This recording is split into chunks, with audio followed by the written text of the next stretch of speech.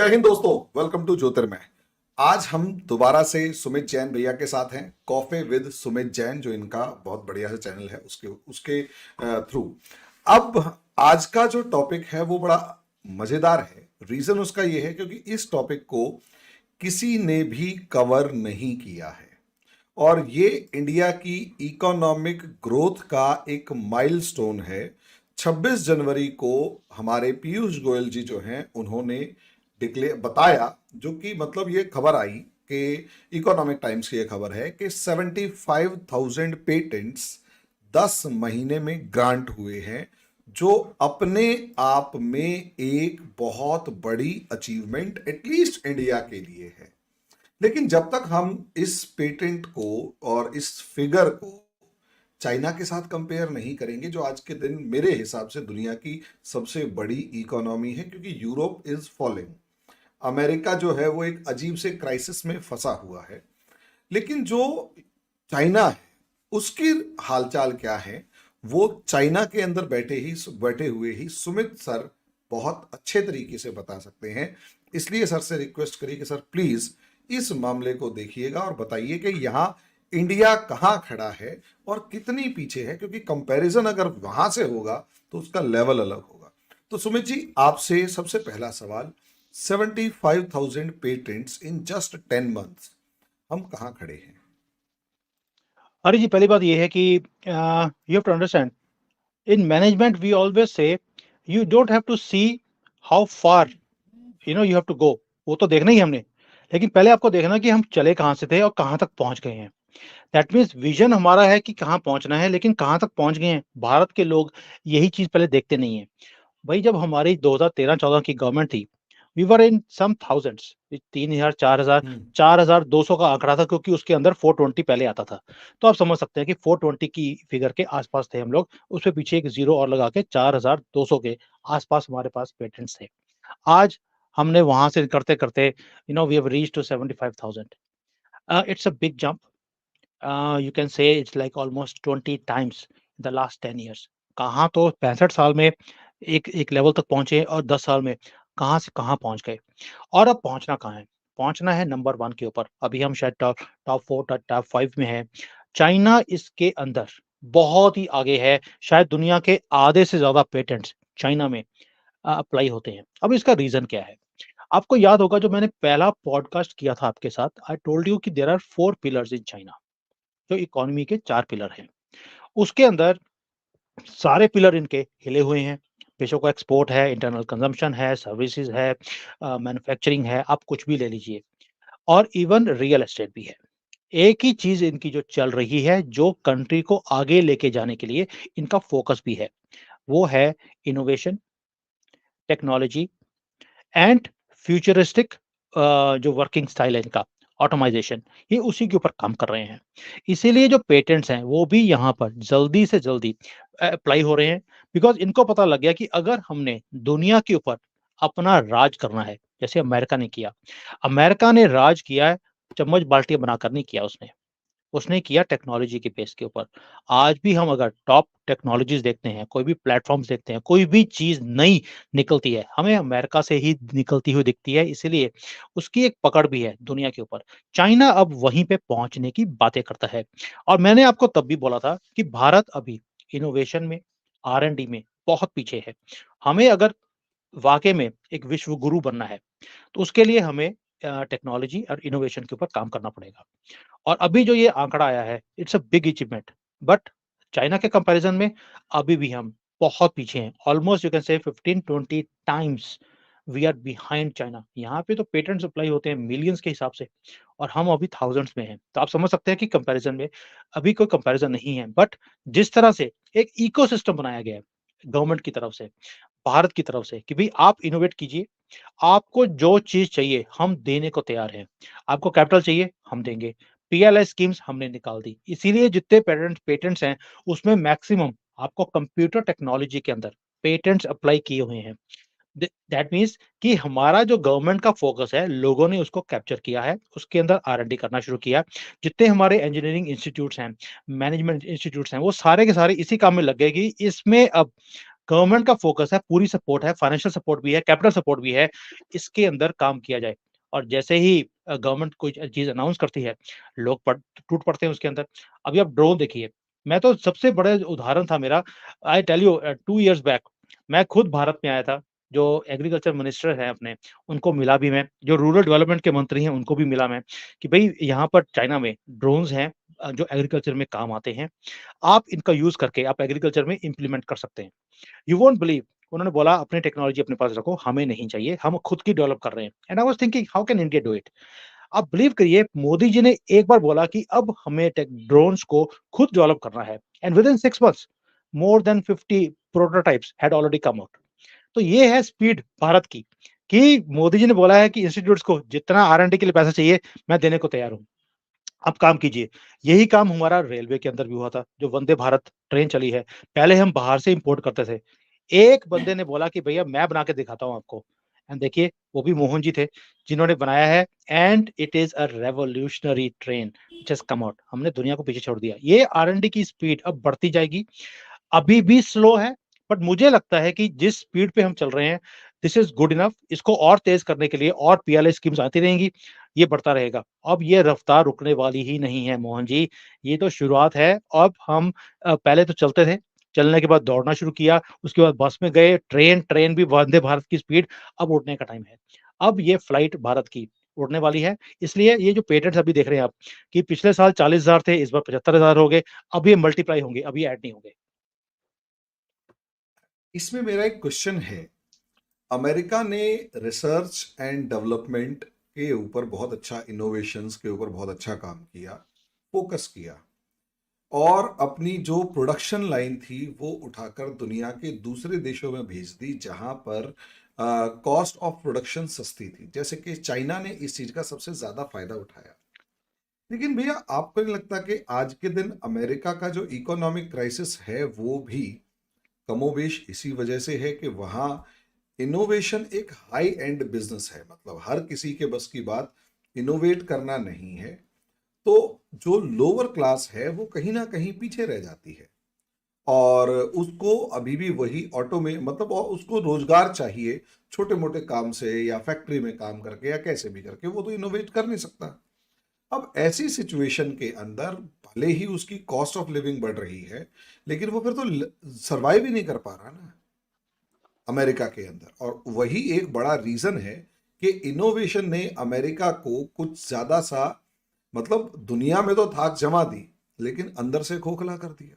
अब अंदर से इस लेवल पर खोखला हुआ है कि वो उसको अब ट्रंप को आके कहना पड़ रहा है कि वी विल मेक, हमारे पैसे से दुनिया अमीर हो गई है, हम अमेरिका को दोबारा ग्रेट बनाएंगे। और उसके अंदर वो जो रिसर्च एंड इनोवेशन वाला ग्रुप, जिसे हम सो कॉल्ड डीप स्टेट कहते हैं, सो कॉल्ड क्या, वो है डीप स्टेट, वो आज के दिन लड़ रहा है कि हमारे जैसा ही प्रेसिडेंट होना चाहिए, जो हम चाहेंगे वो प्रेसिडेंट बनना चाहिए, बाकी हम किसी को नहीं आने देंगे। वहां एक अलग ही लड़ाई हो रही है। वो चीज, उसी को कॉपी पेस्ट करके चाइना अगर आगे बढ़ रहा है, चाइना को खुद ये रिस्क फील नहीं हो रहा कि अमेरिका ने जो गलती करी वो क्यों रिपीट करने की कोशिश कर रहा है? देखिए, हरी जी, पहली बात है, क्वेश्चन बहुत इंपॉर्टेंट है और ये डीप भी है। इसको थोड़ा-सा 2-3 डिफरेंट एंगल से देखेंगे इसको। पहली बात ये है कि अमेरिका ने हमेशा आर-एन-डी के बेसिस के ऊपर ही अपनी कंट्री को खड़ा किया, जिसके अंदर कुछ पर्टिकुलर इंडस्ट्रीज़ थी, जिसके अंदर उसने आर-एन-डी किया हमेशा ही। एक जो जिसको हम 30 या 40 इयर्स पहले बोलते थे फ्यूचरिस्टिक इंडस्ट्रीज़, जिसमें आर्म्स एंड एम्यूनिशन है, टेक्नोलॉजी है, कंप्यूटर्स है, सोशल मीडिया है, सबके ऊपर आज भी अगर धाक किसी की है, तो अमेरिका की है। लेकिन 30-40 साल में आपने देखा होगा जो लेवल ऑफ आर-एन-डी अमेरिका में होती थी, वो अभी कम हो गई है। ट्रम्प ने हम्म। पिछली बार भी बोला था कि हमारी जो धाक थी आर-एन-डी की, we were the leaders in technology, today we are following other people. Why? क्योंकि हमने इसके ऊपर इम्पोर्टेंस ही नहीं दी। एक है ना, एक होता है कि अब यू बिकम कंप्लेसेंट, कि यार वी आर द लीडर्स, अभी हमें कौन पीछे करेगा, and we are already 3-4 times bigger than any second economy in the world. तो इन्होंने उसके ऊपर काम करना कम कर दिया, सोशलिज्म के ऊपर चले गए, लिबरांडो के पीछे लग गए, and you know the kind of things America has been following up for the last so many years. उसके कारण इनका जो पकड़ था वो कम हो गया। ओ भाई, अब तो अमेरिका को अपनी सैटेलाइट भी लॉन्च करनी पड़ती है, तो भारत से बोलता है कि आप भेज रहे हो तो मेरी भी भेज देना एक। क्योंकि इनको प्लान करने में ही 2-3 साल लग जाते हैं। हम तो 2 हफ्ते में प्लान करके सैटेलाइट भेज देते हैं ऊपर। That is the kind of difference between America and India और any other country in the world right now. Why? Because R and D के ऊपर काम ही नहीं किया और इसीलिए वो जो बेनिफिट था, एलीट ग्रुप जिसको आप डीप स्टेट बोलते हैं, वो आर-एन-डी करते थे। दुनिया से माल बनवाते थे। चाइना का एक रिपोर्ट भी है कि अमेरिका हमारे से 17 पैसे में यस 17 सेंट्स में माल बनवाता है, अपने कंट्री में $1 का बेच देता है, जो बाकी का बेनिफिट है, they transfer it to the poor people.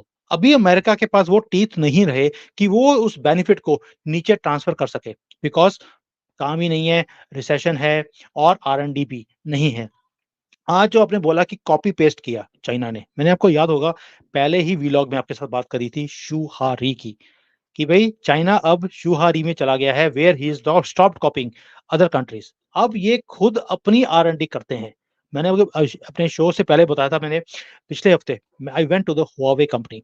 Huawei में अंदर जो उनका नया मोबाइल है, उन्होंने बोला कि भई हमने मोबाइल जो निकाले हैं, इसमें आपकी घड़ी, अलार्म क्लॉक ये सब खत्म कर दिए। जो एयरपॉड्स होते थे, जो ये अब म्यूज़िक सुनने वाले जो क्या क्या पॉड्स होते थे, वो हमने खत्म कर दिए। अब हमने हथौड़ा भी खत्म कर दिया है। अब हमारे मोबाइल के साथ आप इसको हथौड़े की तरह यूज़ कर सकते हैं, बादाम तोड़ सकते हैं, मोबाइल के ऊपर स्क्रैच भी नहीं आएगा। तो this is the kind of technology and secondly अगर आप किसी एरिया में जाते हैं और उस एरिया में इंटरनेट नहीं है, यानी कि नेटवर्क नहीं है, you can connect it with the satellite directly. That means it's a satellite phone also. And you tell me now where does iPhone stand in front of this new technologies? That means अब ये copy paste करने वाली stage से बहुत आगे निकल गए हैं। They have now started going into that phase where they will lead. अब आज की डेट में फ्यूचरिस्टिक टेक्नोलॉजीज क्या हैं? क्या arms and ammunition is the futuristic technology और requirement of the world? The answer is no, because अब युद्ध हथियार से नहीं लड़ा जाएगा।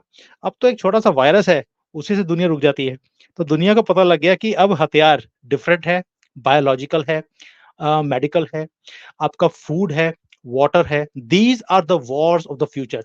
टेक्नोलॉजी है और जिसकी पकड़ टेक्नोलॉजी के ऊपर होगी ज्यादा, वही आगे जाकर लीड करेगा। इसीलिए चाइना ने जो पुरानी टेक्नोलॉजीज थे, आज भी अमेरिका हथियारों के बिजनेस के अंदर लगा है, उसी के अंदर इनोवेशन कर रहा है, जबकि चाइना जो फ्यूचर की चीजें हैं उसके ऊपर लगा हुआ है। भी 66 कंट्रीज अपने कब्जे में कर ली, डेथ ट्रैप में फँसाया हुआ है, उनकी सारी ज़मीनें अपने कब्ज़े में कर ली ताकि वहाँ पर प्रोड्यूस होगा और चाइना को फीड किया जाएगा, क्योंकि चाइना के पास फूड की कमी है। 20-25% आज भी ये फूड को इम्पोर्ट करते हैं। पानी की कमी है यहाँ पर, तो इन्होंने तिब्बत है, शिनजियांग है, अभी भारत के अंदर भी जितने एरियाज़ है जहाँ पर पानी ज़्यादा है, उसको ये अपने कब्ज़े में करने की बातें करते हैं। That means they are already looking at 20 years ahead कि आगे जाके हमें किस चीज़ की ज़रूरत पड़ेगी। So they are making those technologies, those resources, everything, they're getting it into their fold. That is why America जो कह रहा है कि we have to bring our country back to, make America great again. Why are they saying it? Why was America great before? America was great because of R&D, nothing else. And that itself has been broken by the deep state कह लीजिए, by the opposition कह लीजिए, by the Democrats कह लीजिए, whoever is responsible, that is their country, they have to see it. Now he says, let's go back to the same thing which brought our country forward. इसमें कोई भी बुराई नहीं है, R&D करेंगे, they will lead, because अगर China ने lead किया वो खतरनाक है।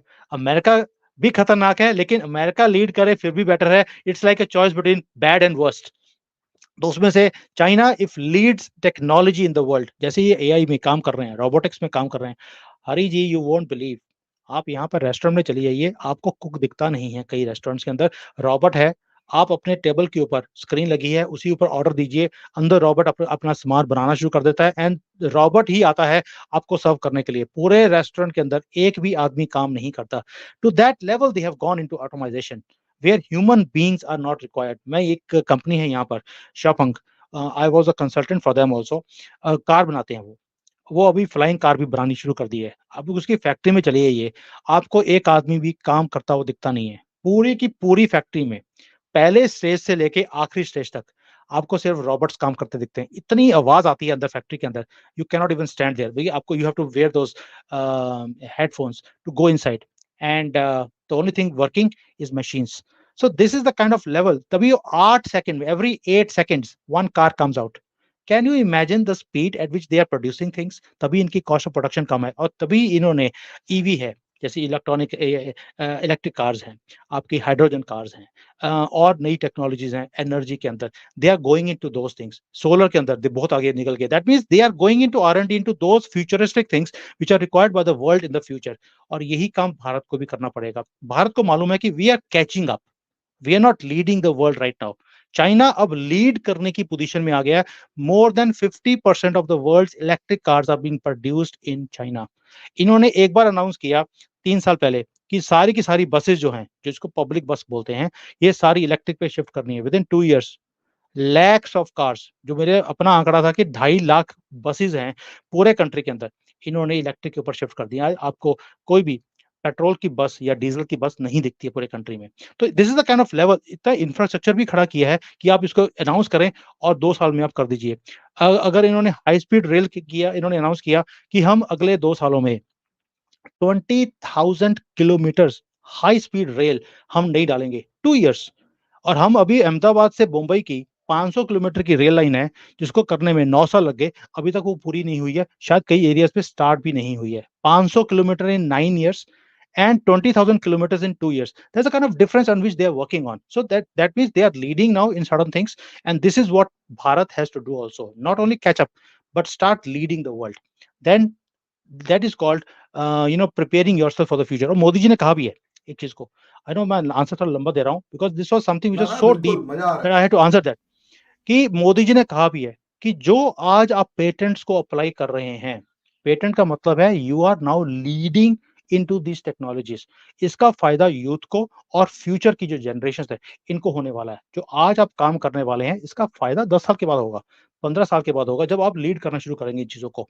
सो environment is there, support is there, और एक जील है एक यूथ के अंदर, भारत के अंदर, कि हमने अब करना है, हमने विश्व गुरु बनना है। अब लड़ाई है, चाइना भी चाहता है sole power in the world बने, भारत बोलता है विश्व गुरु बनना है। ये लड़ाई दो डिफरेंट आइडियोलॉजीज की है। तो कहीं ना कहीं मुझे लगता है राहुल गांधी ने सही बोला था, ये दो लड़ाई आइडियोलॉजीज की लड़ाई है। तो ये चाइना की एक सुप्रीमेसी की लड़ाई है, हम कहते हैं विश्व गुरु बनना है। देखते हैं कौन जीतता है। अब मेरा इसमें नेक्स्ट क्वेश्चन जो है ना, वो ऑटोमेशन के ऊपर है, बड़ा अजीब सा है। आप देखिए, एक्चुअली इकोनॉमिक साइकिल का एक बड़ा बढ़िया सा फैक्टर जो नजर आता है, वो ये नजर आता है कि जो क्या कहते हैं, हम क्या काम करते हैं ऑयल इसके अंदर, कि मशीन, मतलब आम आदमी है वो छोटा मोटा काम करता है, रेस्टोरेंट में काम करता है, कपड़े बेचता है, मॉल में काम करता है, फैक्ट्री में काम करता है, मैनेजमेंट संभालता है, कुछ भी करता है। और उसके बाद वो आदमी उस काम करने के बदले जो पैसे मिलते हैं उसको जाके फिर कंज्यूम करता है। यही होता है ना। इससे एक इकोनॉमिक साइकिल चलती है। आपने क्या किया, सब कुछ ऑटोमेशन कर दिया। ऑटोमेशन कर दिया तो आम आदमी के पास, जो खासकर सेमी स्किल्ड या अनस्किल्ड लेबर है, उसके पास तो काम ही नहीं बचा। और इवन बहुत सारे मामलों में तो चैट जीपीटी जैसे चीजें आने के बाद तो इवन जो स्किल्ड हैं उनके पास भी काम नहीं बचा। ठीक है, कल मैं क्या नाम है देश कपूर जी से बात कर रहा था, उन्होंने बताया कि भाई यहाँ पर हर चीज जो है वो, अगर मतलब डॉक्टर्स का काम नहीं बचा, बहुत सारे मामलों में इंजीनियर्स का काम नहीं बचा, चार्टर्ड अकाउंटेंट्स का काम नहीं बचा, तो भैया काम किसका बचा? और ये प्रोड्यूस करेंगे तो कंज्यूम कहाँ करेंगे? और इतनी बड़ी अनएम्प्लॉयड पॉपुलेशन है, उसको संभालेंगे कैसे? या फिर इनको मार देंगे, या फिर उनको ये कैस्ट्रलाइज कर देंगे और कहेंगे देखो आपका मतलब अब ये क्या नाम है, अब आपकी लास्ट लाइफ है, इसके बाद आपकी नेक्स्ट जनरेशन हम चलाएंगे नहीं। और हो सकता है चाइना में भी इस तरीके का स्टेटमेंट आया हो यूथ का कि we are the last generation. तो यार बचेगा क्या? Very good question. अब इसका आंसर मैं देता हूं आपको कि बिकॉज जब मैं आपको बुलाया Shaofang, when I went there, I said यार पूरी फैक्ट्री के अंदर यहाँ तो लाखों आदमी काम करने चाहिए, it's such a huge setup and you don't have a single person, hard what will happen to the youth? इनका आंसर बहुत बढ़िया था। उन्होंने बोला कि आपको क्या लगता है कि there are two angles to this answer also, just try to understand. पहली बात ये है कि उन्होंने बोला कि ये जो सारे रोबोट्स आप देख रहे हो, इसको बनाने के लिए क्या मैन पावर नहीं लगी? इसको जो टेक्नोलॉजी लगाई है इसके अंदर, ताकि ये पूरा प्रिसिशन से काम कर रहा है, क्या वो सॉफ्टवेयर्स बनाने के लिए मैन पावर नहीं लगा? क्या रॉबोट खुद कर लेगा वो काम? लगा है। दैट मीन्स इसको करने के लिए भी हज़ारों लाखों लोगों की टीम वर्क है, पूरे दुनिया से इकट्ठे करके हमने ये चीज़ों को क्रिएट किया है। अब ये चलना शुरू हो गया। ये 24 घंटे फैक्ट्री चलती है। कोई इसमें लंच ब्रेक भी नहीं है। दैट मीन्स हमारी प्रोडक्टिविटी जो पहले होती थी कि भी 20 घंटे आपको प्रोडक्टिविटी मिलती थी एक वर्कर के साथ, वो भी बहुत कम एफिशिएंसी के साथ। अभी हम 24 घंटे में काम करते हैं। पहले शायद दिन में 500 गाड़ी निकलती थी, अब 10,000 20,000 गाड़ी हम एक दिन में, इससे भी ज़्यादा हम निकाल सकते हैं। पहली बात ये। तो इसकी वेयर एंड टेयर भी होती है। अब वेयर एंड टेयर के लिए भी हमें बंदे चाहिए जो इसकी वेयर एंड टेयर सारा टाइम इसकी निगरानी रखते हैं, इसको मेंटेन रखते हैं, काम करते रहते हैं। दैट मीन्स अब क्या कर दिया है, पहली बात ये, हमने ऑटोमाइज़ेशन के बाद एक नई सेट ऑफ स्किल्स के लोग हमने डेवलप करने पड़े हमें, जो इसको सब कुछ चलाते हैं, बनाते हैं और मेंटेन भी करते हैं। एक चीज़ ये हो गई। दूसरा, अब आपने बोला कि जो नीचे अनस्किल्ड आदमी है, उसका क्या रोल है? वो इकोनॉमी कैसे कंट्रीब्यूट करेगा? तो answer about from China is, जब आपको मालूम है कि हमारी population we became number one in the world and China became number two, there was one statement which came out, which you have to understand, you have quantity, we have quality, that is a difference. आपके पास numbers हैं, quality नहीं है। हमारे यहाँ पर बचपन से हमने स्किल्स के ऊपर काम किया है, जिसको हम स्किल डेवलपमेंट बोलते हैं। ताकि जो कल को जो स्किल्स की ज़रूरत है, वो आज ही हमने बचपन से ही सिखानी शुरू कर दी, ताकि कल को जब वो बाहर निकले, वही सेट ऑफ स्किल्स के साथ वो काम कर सकता है। आपको क्या लगता है आज रेस्टोरेंट्स के अंदर अगर वेटर नहीं है, अगर कुक नहीं है, तो क्या वो उसको जो सप्लाई करनी है मटेरियल की, उसके लिए लेबर नहीं चाहिए? भई जो फार्म से आपको प्रोड्यूस लेनी है, निकाल कर आपने रेस्टोरेंट में भेजनी है, उसके लिए आपको आदमी चाहिए। दैट मीन्स आपको ऐसा नहीं है कि सेमी जो स्किल्ड लेबर है या अनस्किल्ड लेबर है, उसकी ज़रूरत नहीं पड़ेगी। भई पंक्चर वाला आज की डेट में आपके पास ट्यूबलेस टायर्स हैं, पंक्चर की ज़रूरत नहीं पड़ती, लेकिन पंक्चर वाला अब्दुल आज भी आपको मिलता है हर कोने में। उसको मालूम है कि मेरी दुकान कभी बंद नहीं हो सकती, कोई ना कोई तो पंक्चर वाला आएगा ही आएगा। तो ये सारी चीज़ें कभी खत्म नहीं हो सकती। रीज़न बीइंग कि नंबर ऑफ गाड़ियाँ जो पहले थी, आज वो मल्टीप्लाई होके 10 गुना ज़्यादा हो गई हैं। तो अगर नंबर ऑफ जो पंक्चर्स कम होते हैं, लेकिन नंबर जो अब्दुल के पास, जो पंक्चर वाला अब्दुल है, उसके पास आज भी उतनी गाड़ियाँ ही आती हैं जितनी पहले आती थी, even though people have got tubeless tyres because quantity बढ़ गई है। तो ये कभी भी गेम खत्म नहीं हो सकती, आपको अपने ही स्किल्स को इंक्रीज़ करना पड़ेगा।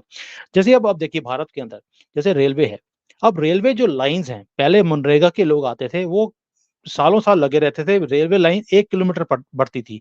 आजकल ऑटोमैटिक गाड़ियाँ आ गई हैं, जो ट्रेन्स की लाइन्स को डालती हैं। वो किलोमीटरों की लाइन 1 दिन में डाल देती है। उसमें 5 या 6 लोग लगते हैं सिर्फ़, और वो पूरी की पूरी लाइन लाइन पड़ जाती है।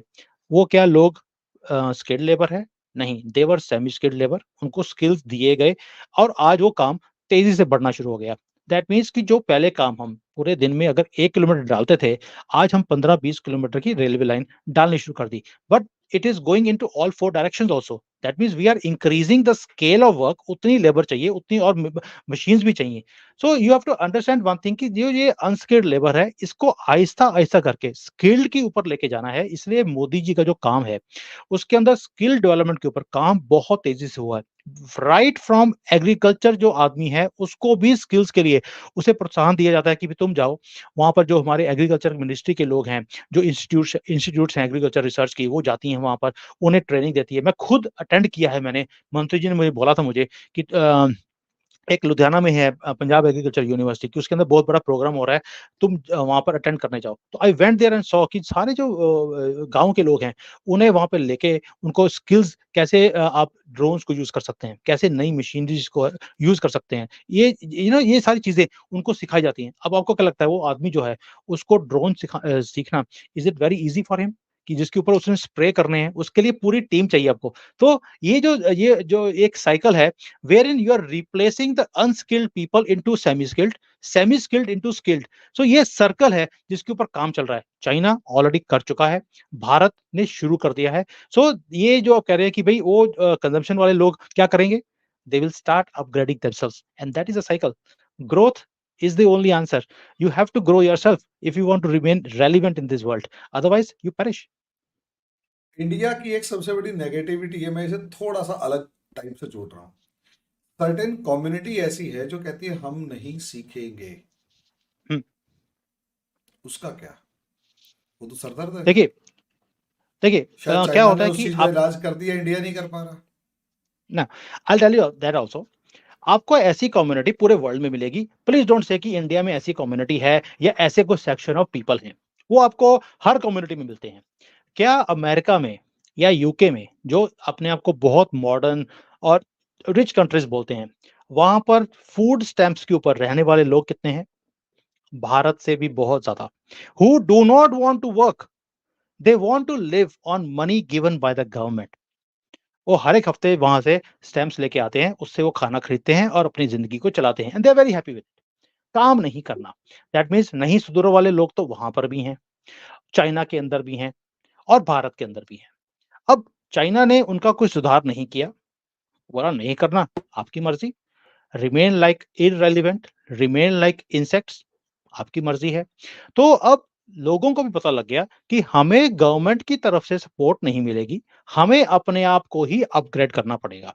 ये मजबूरी है और गवर्नमेंट ने भी उनको वहीं पे रखा हुआ है जहां पे वो डिजर्व करते हैं।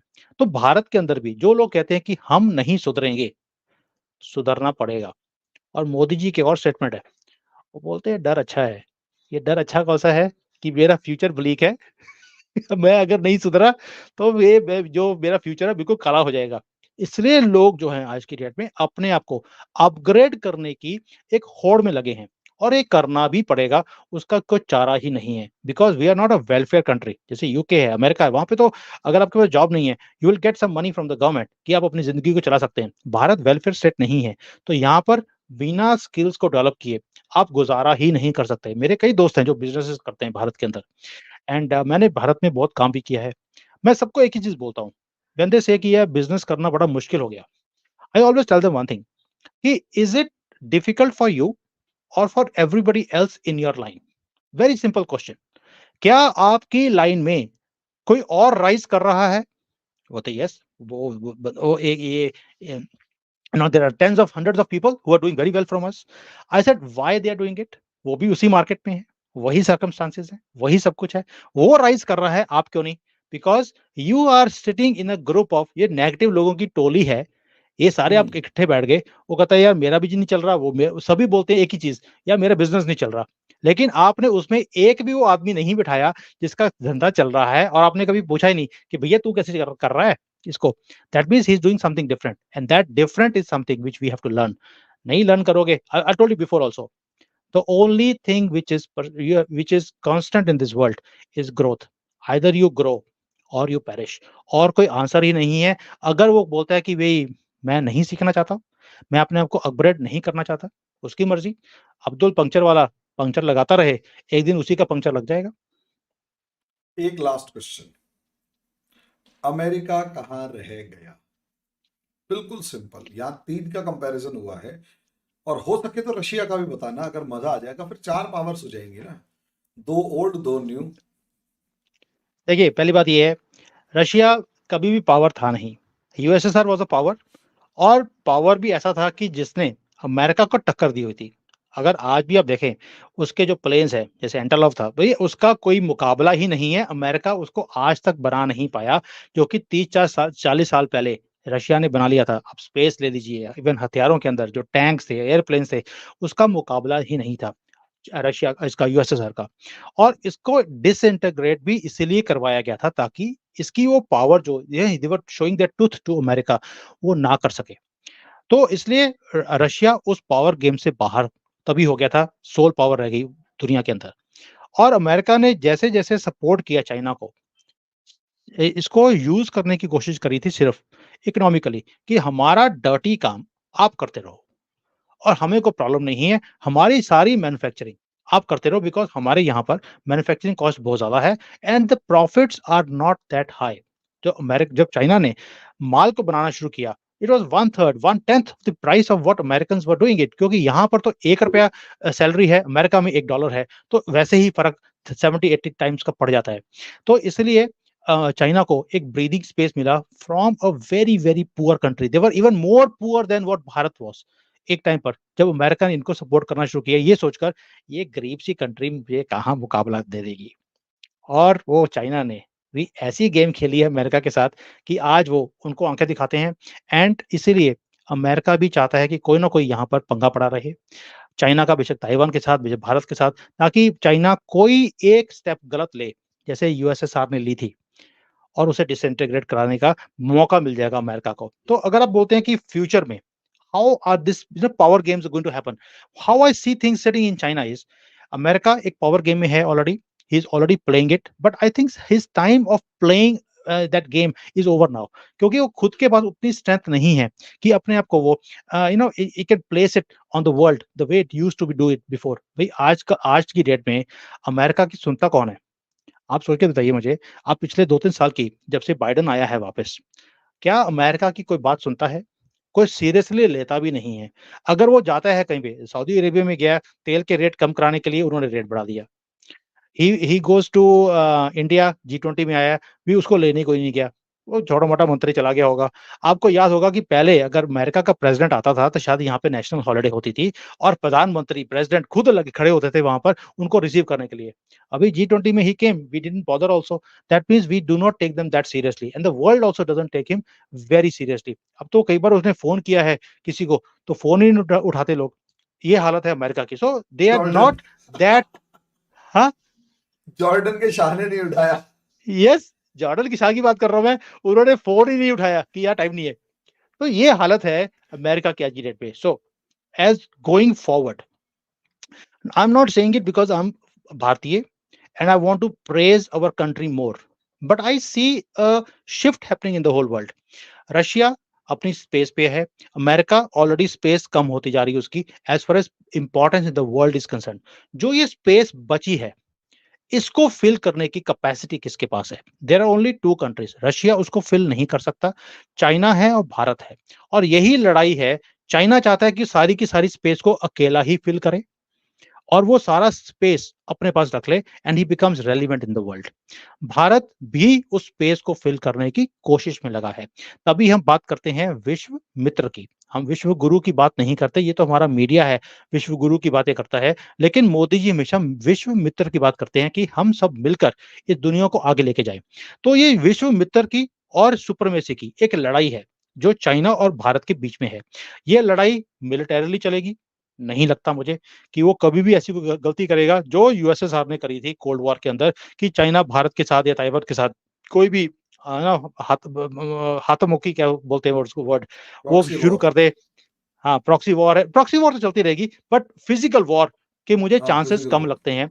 फिजिकल वॉर के, बिकॉज़ फिजिकल वॉर में नुकसान चाइना का ही है, भारत का नहीं है, बिकॉज़ एकदम से the whole world support will come towards Bharat to counter China और उसको डिसइंटीग्रेट करने का मौका मिल जाएगा। तो going forward, as long as China remains in its limit mentally, कोई भी प्रॉब्लम नहीं है, वो भी रहेंगे as a super power. They already are in a status of super power, अभी भी अपने आप को डेवलपिंग कंट्री बोलते हैं to take benefits from the world, but they are a developed country already. Bharat developing है, डेवलप्ड कंट्री की राह के ऊपर है, फ्यूचर हमारा ब्राइट है। फ्यूचर में अगर आप मुझे बोलेंगे कि कौन से पावर सेंटर्स बनने वाले हैं, they are going to be multiple power centres.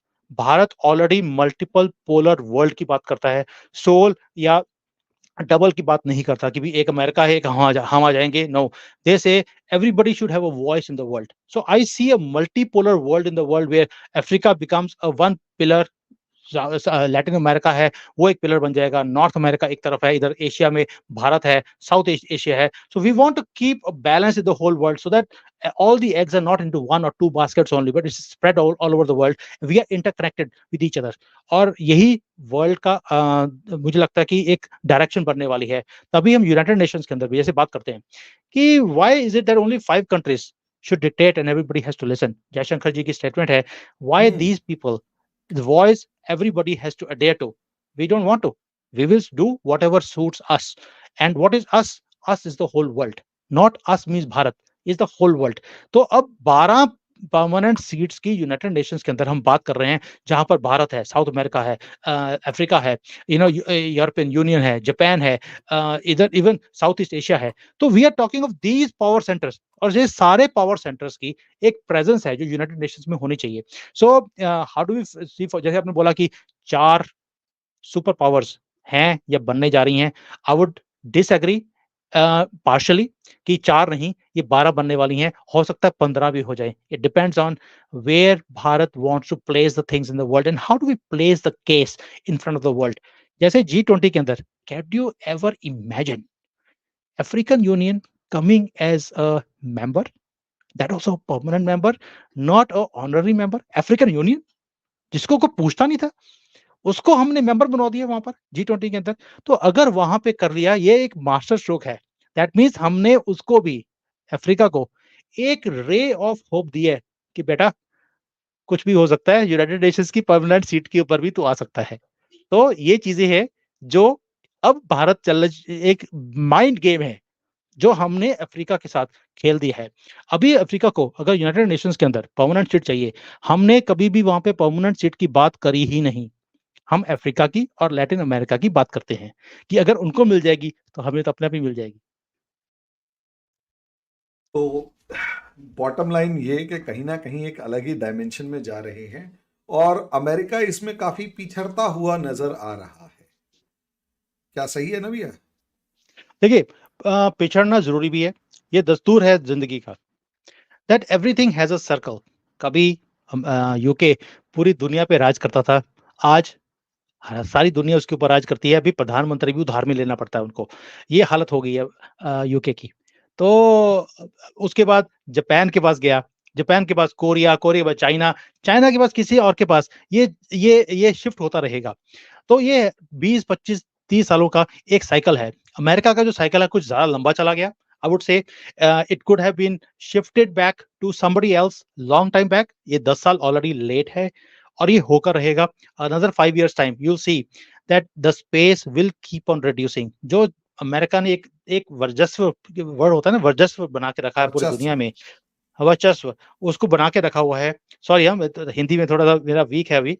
तो तो उसको ये कम जो हो तो होता जाएगा and it is going to reduce. They are not going to rise any more because घड़ा ऑलरेडी टूट चुका है, लीकेज बहुत ज्यादा है और पॉलिसीज ऐसी हैं गवर्नमेंट वहां पर which is not pro American themselves.